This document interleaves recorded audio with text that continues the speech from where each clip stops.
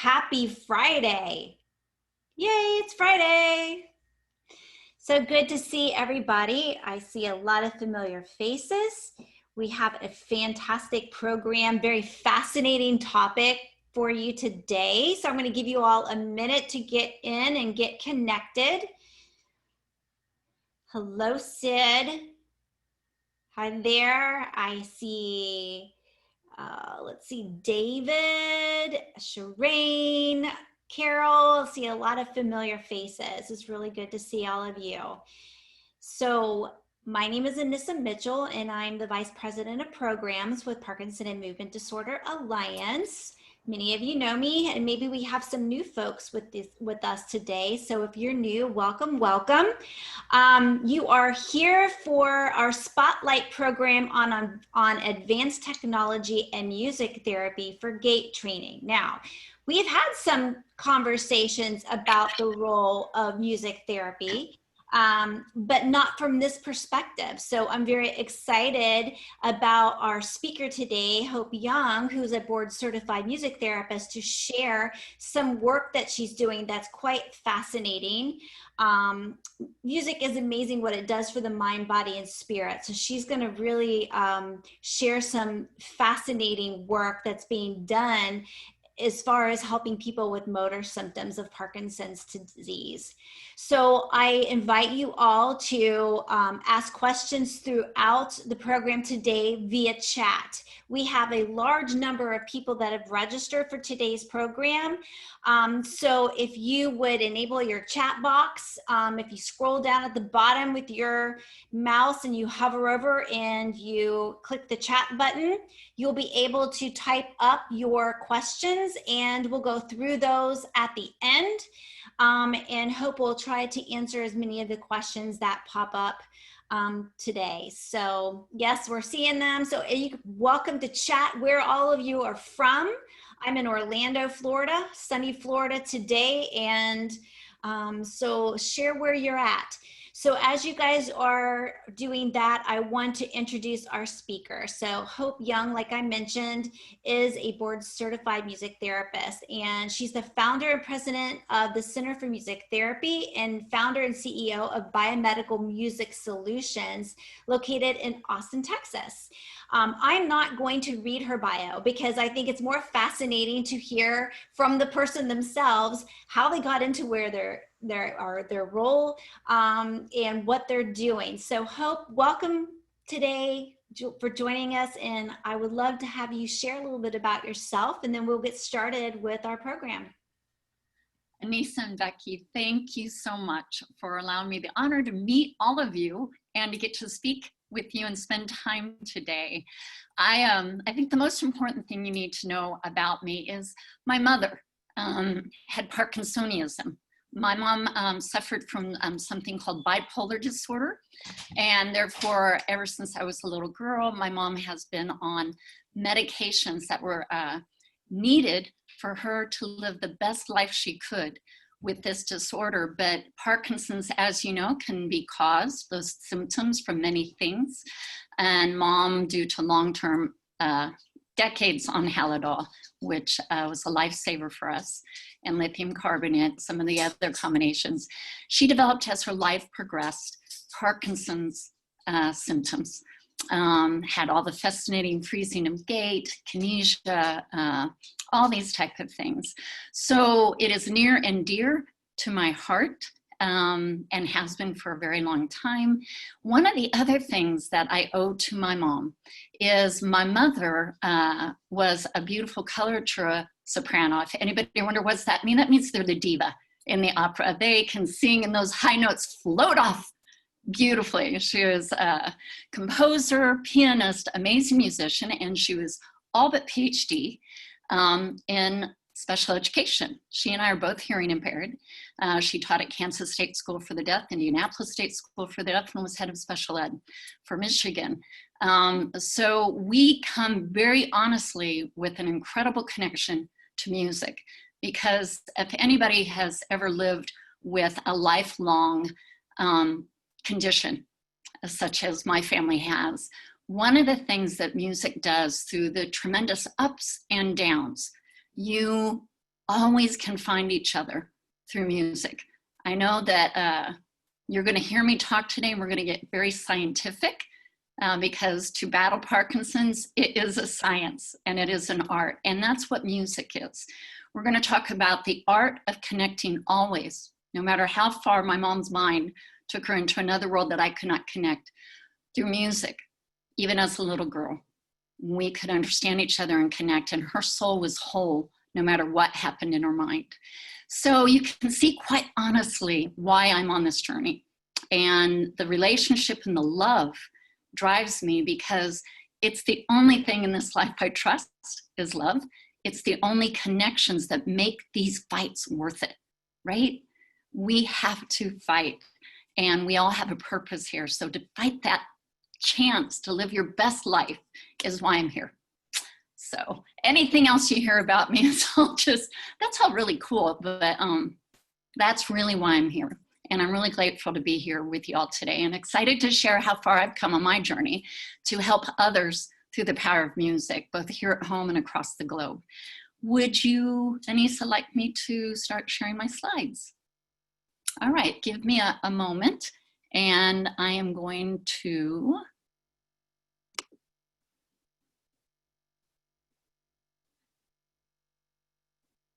hang on. It's not reading my PowerPoint. Let me try one more time.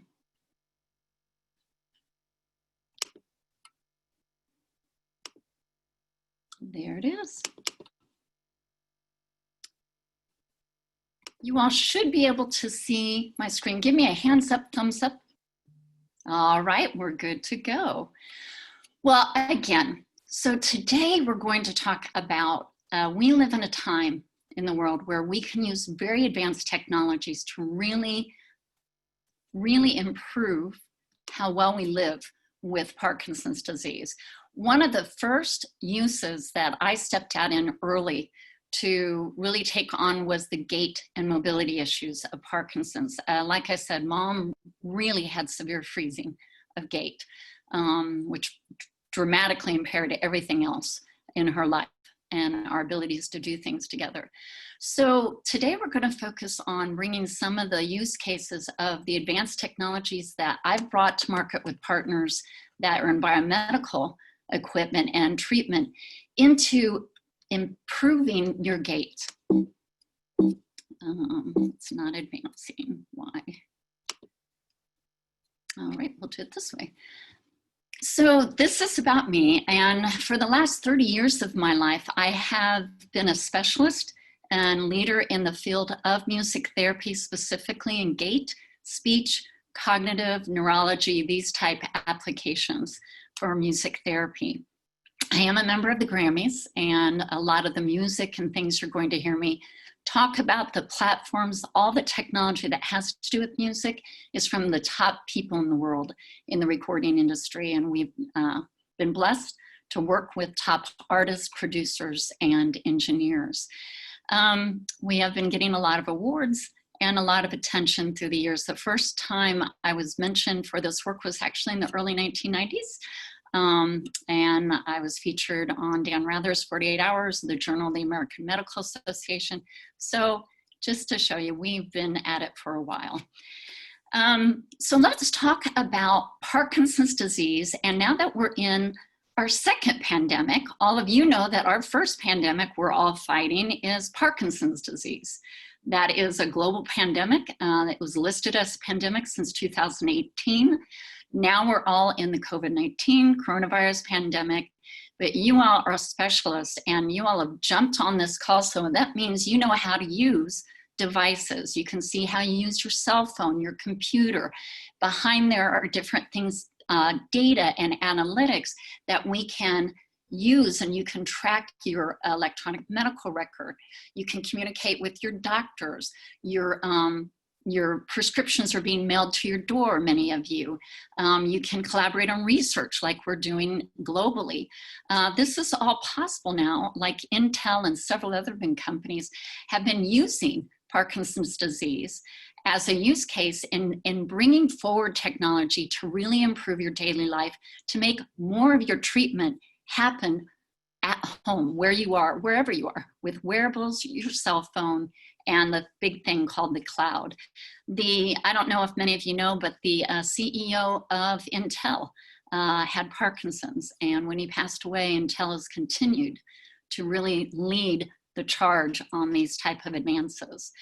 So in these type of advances now, back in the day 30 years ago, and even when my mom, early in her treatment, everything was a one-size-fits-all type medicine. If you were diagnosed with Parkinson's, you're pretty much told, oh, you're early in the diagnosis, exercise, do these things, probably check in once a year, twice a year, go on until it's pretty much phase 2. And in phase 2, we may start medication, we may not, you're gonna be needing physical therapy, yada, yada, yada, that there's this kind of just one size fits all. It didn't really take in considerations about being a small woman versus being a very large man. It was not very precise. As the years have gone on, I can't see you, but if you all would just think in your minds, how many people now in 2020 have DBS versus back when I started in the 80s working in Parkinson's, it wasn't an option. We have precision medicine now that can actually go in very precisely to in a specific area of your brain, and you can even control those settings in the DBS for exact fittings to your type of kinesia, your type of dystonia, whatever your motor disorder. That's precision medicine. Cancer as well. I don't know if you know this, but now you actually are getting treatments for cancer specifically fitted to your DNA versus just ovarian cancer medications or breast cancer medications or colon cancer medications. They're getting more paired specifically to what type of medication would work better for your DNA. And that's why you see a lot of people with cancer, chronic stage 4 cancer, living much longer and living well. So this is what I have brought the generation of music therapy and music technologies and Gait into these type of technologies, advanced technologies and design. So let's talk about movement disorders. We are here with the Parkinson's Movement Disorder Alliance. So you know that movement disorders are caused by many conditions, injuries, diseases to the brain. So people with strokes, cerebral palsy, Parkinson's.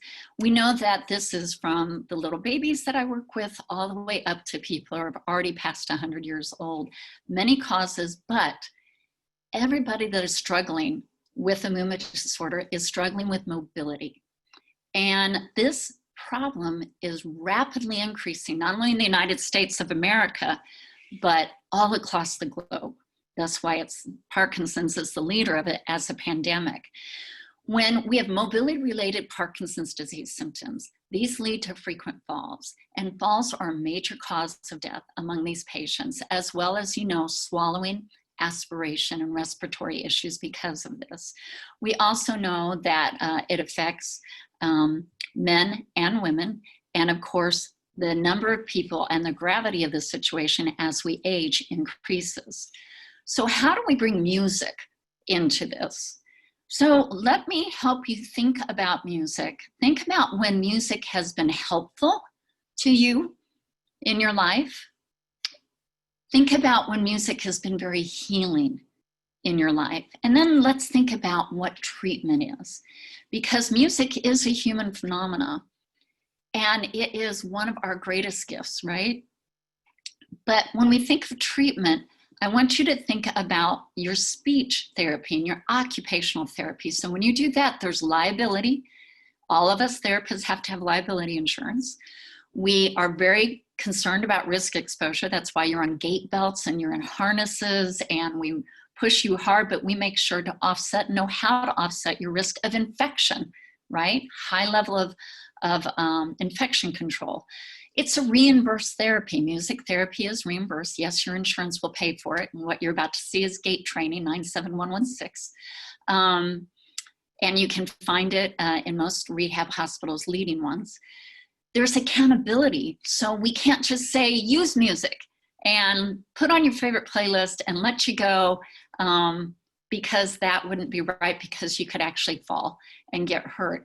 There's accountability to research, best practice, and making sure that we're constantly up to date. We are regulated when it comes to music and music therapy. Federal and state laws regulate our license to practice, and even JCO standards, which accredit hospitals and things like this. So when we're talking about music today, we're going to talk about it on that treatment side of things. So let's talk more about falling. And I know that for a long time, my folks who have lived with Parkinson's have said to me, Hope, I know music. I know music. I can dance, even at advanced stages. I can dance, but I can't walk off the dance floor. So everybody knows that when you get into those automatics, how it makes you move, gets your cardiac readings up, everything, but you get to a certain point, the music stops, and you're frozen again. I've known this for a long time, and that's why we worked really hard on a really advanced technology. So without the music, once you've done your training, you no longer need the music to continue to move. All right. So let's talk about this type of really moving when you have severe impairment. To the music is structured and designed, and the technology is so precise that you train with it, and then you reset, you're doing really well. And without the music, you are not falling, you are moving. So let's talk about Lila, because I'm excited by the 500,000 increasing amount of people who are using this technology across the globe who have Parkinson's. But I want to tell you about one. She was my first clinical study that we used our new technology. And the reason is Lila has cerebral palsy. And she is a child, so when you're going to study falling and you need somebody who falls frequently, Lila was falling 3 times a week. And when she falls, she's a lot closer to the floor and she bounces. When you study this with somebody who's 88 on a walker, they don't bounce. They usually crack, and we don't want that. And a developing brain like Lila oftentimes is a much harder therapy, because all of you have been walking around normally until you develop Parkinson's. And when we work with you, all we have to do is regain your motor functions, regain your ability that you already learned. Children are much more difficult. They have the condition, they're born with it, with cerebral palsy, and this makes it a much tougher thing for their brain to learn how to walk under that condition, because it's never learned. So that's why we started with children. So Lila was suffering from 3 major falls a week. And when we began the transition to biomedical music trials, her parents were reporting in the 2nd week of the trial that she wasn't falling, and that she was even attempting to run after her brother after rehearsing with the music.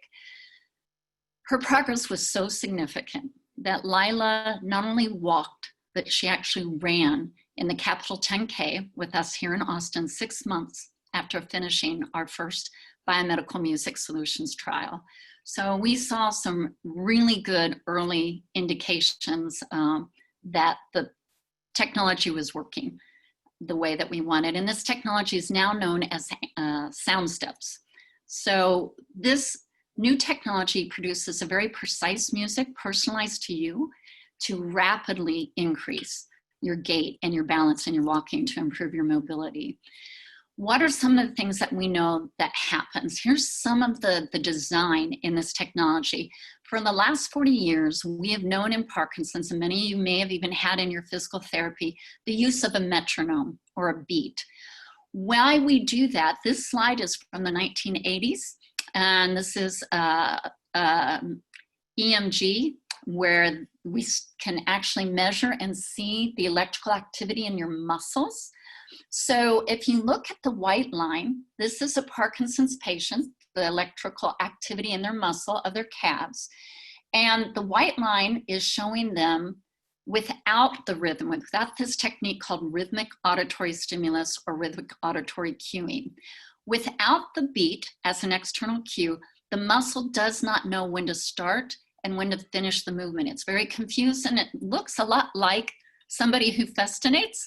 It looks an awful lot like their feet look when they're trying to take a step and they just stutter step.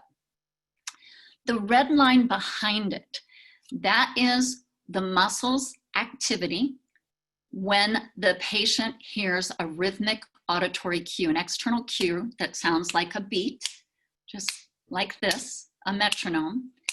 And that helps the brain know, it's kind of like putting the battery or putting a clock back in your brain. It coordinates your brain in such a way that it anticipates and knows exactly when it has to start the movement and when the step has to be finished. So that makes the muscle know exactly when to start the movement, and it's not confused. It organizes the brain and it organizes that movement into a very fluid, even step. And we're going to show you some video of a patient so you can quickly see what it looks like on the outside when the brain is able to communicate and organize with that simple method and technique applied. We have gone beyond that. That's the past. That's the last 40 years. Today, we have so many more advanced metrics, and we have such more advanced technology than EMG. And with this, SoundSteps is the product I created and have integrated with partners, Biodex Medical Systems, and there are other partners we are going to market with it. It is a software that goes beyond the beat. We use melody, we use pitch, we use cues such as that will cue the force of the movement, not only when to start and stop, but what kind of force you need when you swing your arm, what kind of direction your knee needs to go up and when it needs to go down. These type of things to much more quickly improve your gait and balance. So our software also only gives you the cues that you need when you need them. So with this product, when we went to market in 2017, we specifically released a beta version of our product to global research institutes that are leaders in Parkinson's disease treatment and research. There are over 12 studies in 6 countries currently using our SoundSteps product in research. 7 of these have been completed and published. This is one of the bigger ones that came out in June 2019 that you can look it up, and I'd be happy to share it with you, share it with Denise and Becky. This is Walking to Your Right music. It was a randomized controlled trial on the novel use of treadmill plus music in Parkinson's disease.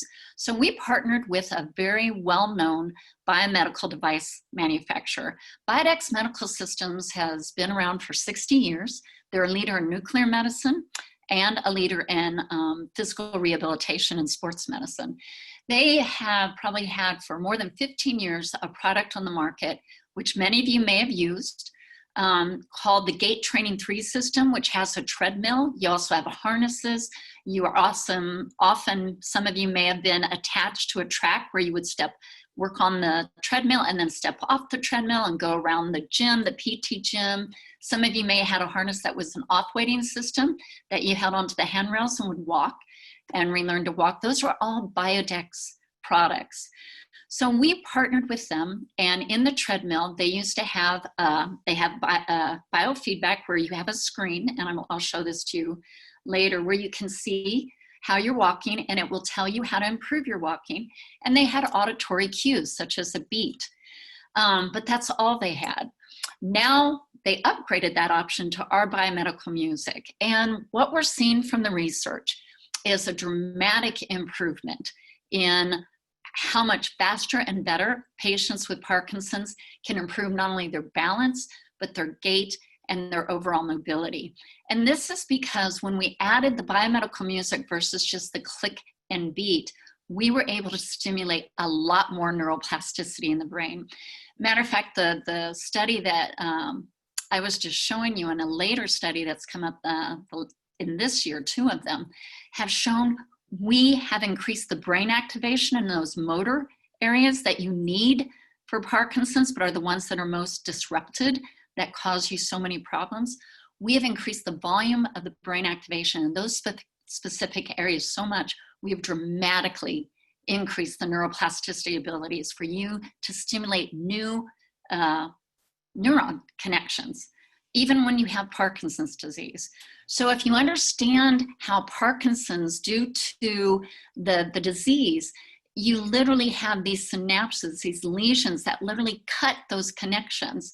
But brain plasticity, even when you have those cells, you can get them to stimulate and regrow. How many of you are gardeners that you know if you add water and fertilizer, a seed and sunlight, you will have growth? Well, the music plus the visual and plus the active movement that a treadmill, walking, these type of things can do actually gets you to sprout, and you will grow around that dead lesion and develop a new connection. And this is really exciting for all of us. So we are getting really good at this. And these are more of the studies that have come out. How many of you have ever read the International Journal of Neuroscience? That's one of the biggest science journals in the world regarding the brain. And a study came out showing just that. They used advanced EEGs, and they showed how with the biomedical music and the pairing of the Gait training with these technologies, we are seeing extreme activation in those areas, and we are definitely getting faster and better growth, neuroplasticity. This is why when you stop using the music, you can move better. It's not just music makes you move. We are training that brain and actually getting regrowth of those new neurosynapses and connections. And this is why you can improve your walking, improve your balance, and regain your mobility and independence. This is what the technology that we're currently in 115 hospitals across the globe are, that we partnered and they upgraded to the biomedical music. And in the research, if you go and read those articles and the methodology, look for where it says animals everywhere. Back when we went to market, they didn't understand the concept of the SoundStep software. So we had to title it like a song so they understood how to appropriately use it. But animals everywhere is literally our software. So if you look at that screen in the middle, you'll see a box. If you can see my arrow, you can see that there's green lines and green bars and a little footstep. Down here in the belt of the treadmill are sensors that feed your direct personal data, how you walk, right into the machine, and that's what your footsteps represent. So if the foot is falling below this line, it means you're walking too short of a step. When you hit right in the middle, it says, good job. If you hit down below it, it says step longer on your left, step longer on your right. And it will change colors to yellow, to orange, to red. So you really get a lot of brain plasticity and stimulus by getting active feedback visually. And then, of course, you're getting biomedical music over here, listening to the music to drive you very quickly to get to those norms. When you get a report on your session, you not only have real-time, constant data telling you how you're doing and how to do better and driving you to do better. You can see the green represents the norms for your demographic, meaning when they set you up in your EMR and with your devices, they get your height, your age, your weight, your diagnoses, and that feeds into the software. And it creates a green line like you saw, and more green. That means for your norm, for people who don't have Parkinson's disease, that are your height, your weight, your age, your gender, this is the norm. This is the spectrum of good, normal gait. And this is for your walking speed right here. The little blue box takes your own data that it's captured, and it lets you know, okay, Mary, this is your blue little dot. And guess what? Your walking was right in the middle of the good norm data for average walking speed. The same for step cycle, the same for stride length, the same for evenness of gait, called symmetry of gait, balance measures. So this report is yours, and you have one after every session. And a matter of fact, from the very first time you walk on that treadmill to the last time you walk on it, it'll give you a beautiful report showing a beautiful graph of how you were doing before you started treatment, how treatment went, how you improved or did not improve, and then upon discharge where you were. So you can keep those as digital medical records that can go to your daughter, go to your doctors, go to different hospitals, but most importantly, you can keep to know, am I doing a therapy that is working for me or not? If it's not working, you must go and try something else or make some adjustments. to get your therapy to work. So let's just talk about Bob. Bob, at the end of 2019, he came in to work with the treadmill. Bob had been falling, especially backwards and to his side, on his affected side. He kept telling me, I cannot walk backwards, and that was his main falls risk. He has stage 2. He would be in stage 2. Parkinson's disease, but otherwise he's boxing, he's doing PT every week, he's stretching, he's very active, but he does have an issue with falls. So Bob started, if you look at, we always take a baseline, and the baseline doesn't use music, it does let you visually see what you're doing, and he was at his best able to walk 2.6 miles per hour on the treadmill. And he was walking an average of 101 steps per minute. He did a 6-minute walk test. And then we immediately just let him have some water and a break.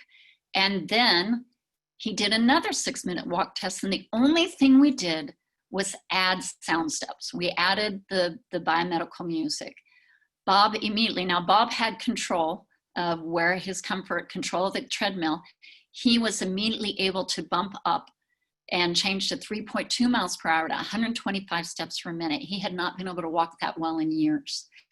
Now, Bob did the music therapy. He did it 3 to 5 times a week for 20-minute sessions.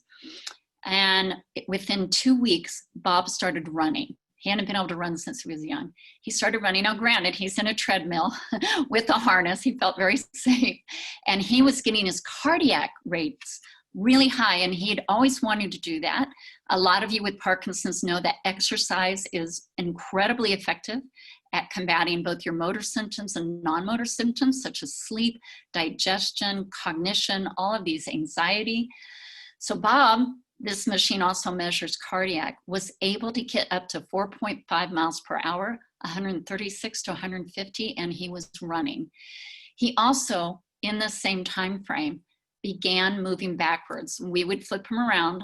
This machine works all directions, and I made him practice in the harness backwards walking with the music, which he kept saying, I can't do it. And of course he learned to do it, and he's doing it very well. I have video if in our discussion. We may be able to look at Bob if you like, but now he moves all directions off the treadmill. He regained his ability to do this.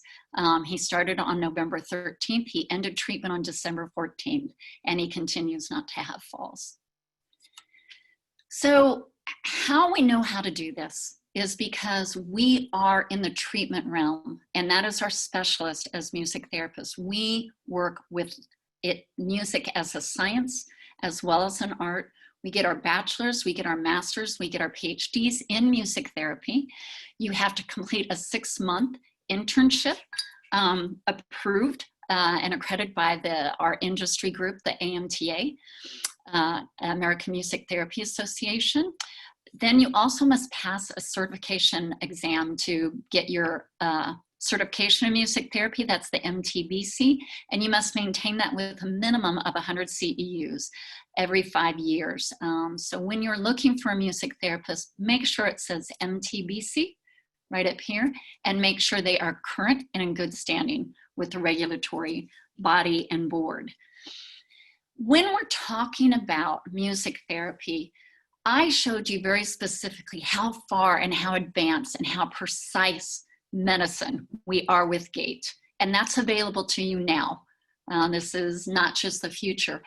In practice with the music therapist, we know that you can use music to drive you into cardiac type levels that can help you with your breathing, your posture, your cognition, your whole mood, depression, anxiety. These type of things.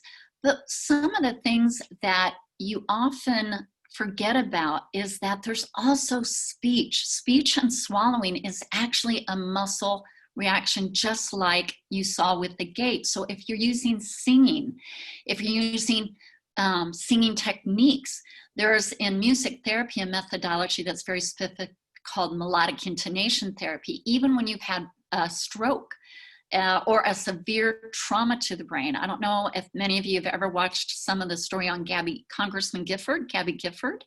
She was shot in the brain, had a severe gun wound to the brain. She got treatment in Houston at TIER, where one of my former interns, Megan Morrow, who I trained in Austin on neurologic music therapy, is the music therapist there.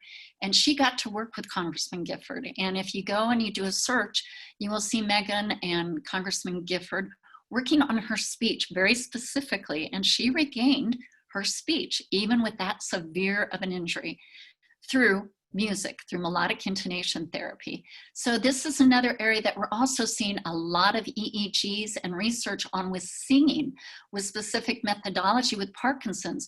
We're seeing speech areas that get impacted by Parkinson's disease regrowing, some of the same neurologic effects. So you have a lot of health in this capacity for a song. All of you who will consider singing, even if you cannot carry a tune in the bucket, please get singing, use singing more. Most people are letting music happen to them versus actually actuating on music. You're going to see one of our gentlemen who is here on this talk, how he has worked very actively with the music. When you sing, you have to actuate on it. You have to make the music. This is where the power comes in with Parkinson's. So we've talked a lot about gait and balance. Emotional regulation. How many of you are taking time to take a musical bath once a day? If you listen to music, is music, there's a quote, and it was, what's his name, Wendell, that says, take a musical bath once or twice a season, and you will find it is to the soul what water is to the body. Emotional regulation, when you have those overdriving anxiety, the sleep issues, music, listening to it, relaxing, doing Alexander technique training that can both help you with emotional, but also postural alignment. We incorporate that in our Gait training. I use it in our exercise classes. I do sessions. That's very powerful with music. But one of the most active things you can do is make music. It can break the whole social isolation when you play music together, when you sing music together, if you take new instrument lessons, and you can be 90 years old and really learn a new instrument and have fun. If any of you are percussionists out there, now is the time. Get into drumming, use guided imagery. One of the other things I know all of you know, as cognition becomes an issue, and I've got some really great news in the discussion. I was on a large international conference with some of the top researchers in Parkinson's about music and cognition, some exciting things to talk about. But I think many of you have known for a long time with dementia and Alzheimer's that your husband, your wife, your son, your daughter, they cannot even recognize you. And when a song that is from your personal memories, such as a love song, a song used from your wedding, a spiritual comes on that has significant meaning, you not only remember the words, you not only remember the melody, you remember strong associations with details about how you felt at that time. Your whole body will even start to feel like in that moment, and that happens in milliseconds. It's instantaneous. It's called autobiographical memory. Autobiographical memory is a very powerful tool that can really break the veil of dementia. But I do just want you to remember one of the reasons, and Sid, I'm going to ask you to speak about this later. We don't want to bring autobiographical memory oftentimes into your Gait training because of the cognitive load or some of the risks that you can trigger happy memories. You can also trigger very traumatic memories. So just keep that in mind. It is not a benign thing to use music in your treatment. I want you to feel empowered to use it. Just use it by being educated. Remember what you want to trigger, and if anybody is being triggered negatively, you want to stop the music. And be a good person, use good human skills, and just listen to them and get what they need. So that's with using music as a treatment. But what I do want to emphasize today is that we are all musical beings. So nobody has to be a musician, a classical trained musician, for this to work.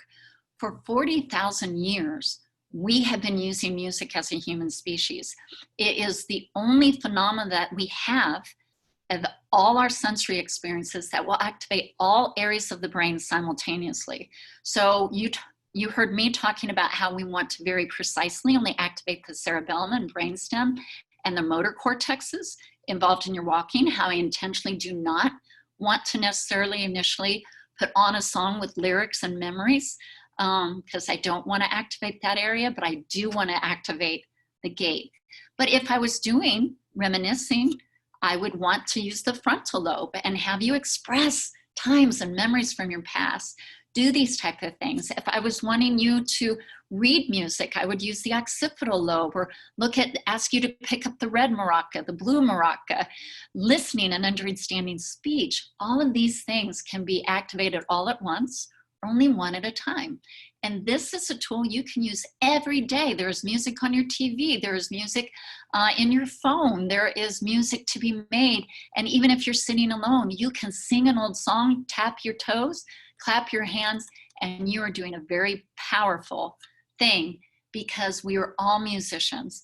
And music is one of our secret sauces in resiliency. Through the ages, we worship with it, we make love, we go to war, we are just celebratory, move all day, dance all night creatures. And in this pandemic, we're finding a special resilience with music.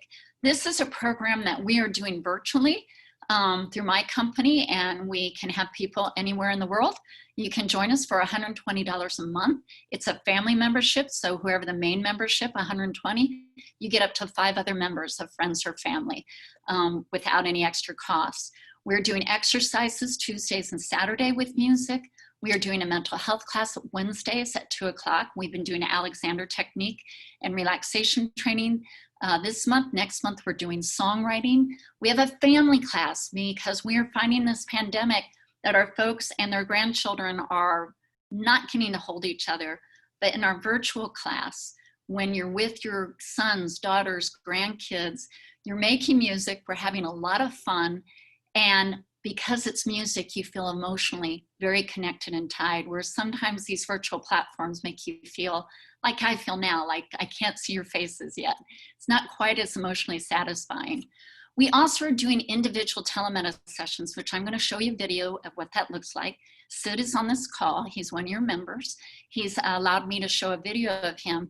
And you can see I didn't ever get to meet Sid in person, except one little technology trip I made a couple of weeks ago. Everything else was done completely virtually. So we can do this from anywhere in the world through just your phone, your iPad, or your computer. That is $140 for 60 minutes. But our sessions really for gait training are only 30 minutes long. So those are some of the things that we are doing. Right now, I'd like to open up for discussion. And I thank you very much for letting me be here. And I'm going to do a finale here. I'm going to stop sharing for a moment so you guys can hear. I'd like you to look at Sid. Sid, would you put your arms up and wave your hands on the screen? All right, you guys, so this is Sid. Sid called me after the pandemic had hit. He was locked down. He was really struggling. He'd been hospitalized for falls. He's really struggles with destination as stage 3 Parkinson's. So Sid, I want to thank you for letting everybody watch you work. This man has worked very hard. So everybody give him a big round of applause when he's done. All right. And I thank him for sharing his story. So let's, without any further ado, let's all watch Sid doing his music therapy. This is at the beginning, April 8th, before Sid started music therapy. What we've seen next is about him walking about a week after he started the music.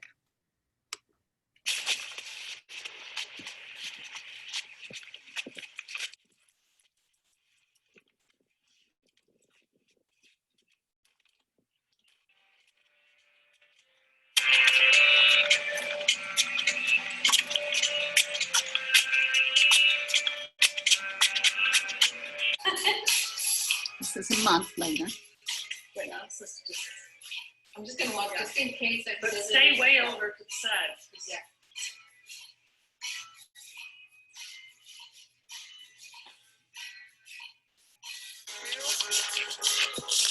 Arms down, rubbing on your elbows, here close to you. One step.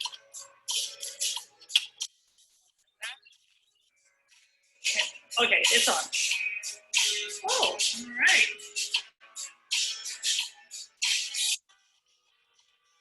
almost pivoting, and that's what she wants you to do, is pivot. That's Judy.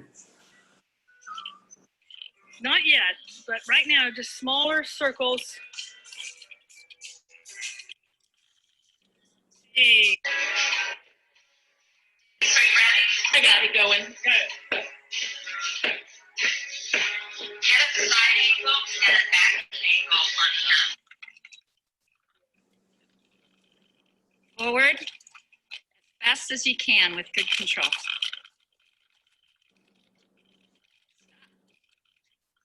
Backwards. Beautiful.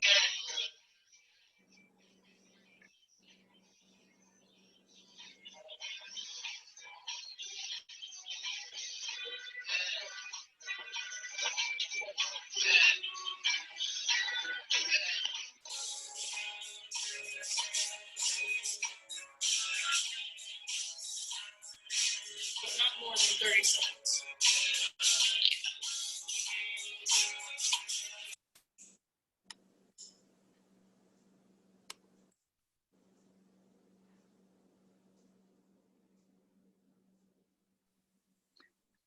I'm trying to find you. So everybody give a wave to Sid. Thank you so much, Sid. You're more than welcome. That is not magic, that is hard work. And I only provide a stimulus of really advanced tech, but the work has to be done. The belief that you can make progress and work towards it is the true secret sauce. And we give you the music. So I'm gonna let Anissa, another Sid, actually before, since you took your mic off, can you just speak real quickly to the difference of biomedical music versus what you wanted? You wanted your country favorites, right? I want to try Johnny Cash and Willie Nelson. She didn't get that yet. We're going to do that eventually. I'm going to do that. But what she's done is she's put together a program that helps tremendously in organizing your thoughts. It really does. It's difficult enough when you have these diseases to get your thinking process going right. What she's done, she's figured out how to make that happen. Thank you. And Sid's wonderful, but I'm gonna, Anissa, let you take it and just say that's why we don't want you to walk, not yet, to your favorite songs with lyrics, because what we do pushes that activation in your brain so high, that's kind of incompatible to get those kind of results. So. Awesome. So this is fascinating. So there's several questions. So the first question though, I want to ask is, can you talk a little bit more about what this precision music is? So, because I know a lot of people are like, well, what's this sound like? What does this look like? Is this available, or do you have to go or only use it at your center? So what exactly is the precision music? Right now, what we're doing with COVID is, you're right, Anissa, we only licensed it for research at first at all these research institutes, where that means you had to be in PT, you had to be in a rehab or clinic using those treadmills. That was the first release of the music outside of my company where we developed it. Even there, we were using it, as you could see, in the treadmill, but we also use it off the treadmill. It's been several years and research has come out and we're all in a new situation. So I did worry about doing virtual music therapy, using it without the technologies and without the PT gyms. So we were very careful. Sid knew that. He and then another gentleman were my first folks to try to work without touching them, handling them, having them on Gait built or in a harness. We're finding that the music is stimulating so strongly your motor cortex. Using good practice and coaching, as long as we have somebody that can hold the camera so I can see them, we're getting really good results. It's not just Sid. So we're expanding it. We're still careful because realize that everybody, depending on the severity, Sid is stage 3, right? So he just responded so quickly. We basically, in the music therapy, we send you an audio file once we've done your assessment and find the right fit. We talk you through an app that you have to download. It's just a tempo changing app We train you how to use that, and you have to follow our practices and be assessed. We also, if you have PT, we can bring it into your PT. So you would have us work as a consult to your physical therapy, and your physical therapist, we would train your trainer to make sure they're using it, but you must get it through us. The other thing is we ask you not to just pass this music around and believe that this is going to be the same result. That's not how it works. This music is not like making a Willie Nelson top hit music that was designed for entertainment, that you have passive, you know, makes you move, makes you want to get up and move. That's not it. We are very precisely activating at specific times. If you have an issue more with a right side problem versus a left, Sid, the music that you heard Sid walking to, that's about his arm swing. Sid will talk to you. He was walking like a gorilla. He's been using his walker so long, he did not know how to swing his arms. That music is specifically fit to him in a precise way to activate his arms. Some of you may not have arm swing options. You may have something that's called a right-left, a severe problem there. We have specific design that we would fit to make sure that right leg and left leg take the same length of steps. It would not sound anything like Sid's, because you're not Sid. This is the difference of precision music. So it's unique to each symptom and individual. Correct. Okay, awesome. One person asked, music therapy seems like it's like physical therapy with music. So can you explain what exactly that means? Yes. Because we've talked about different types. We talked about vocal work, and we've talked about, you know, brain activation, and then brain activation in regards to gait training. So can you break that down maybe a little bit more, how this is different than PT? Right. So our music therapy board certified, our scope of practice is to the use of music for non-music gains and rehabilitation, medical, educational outcomes. So when it comes to knowing exactly what to do with the music to drive gait, we know what to do, and that's why I can fit you, I can fit the music, and I know how to coach you on exercises. Sid's already had physical therapy, and he has a physical therapist, but they took him as far as he could go. Adding the music component, notice that we're not touching him, right? We know that this has been research and best practice for 40 years, right?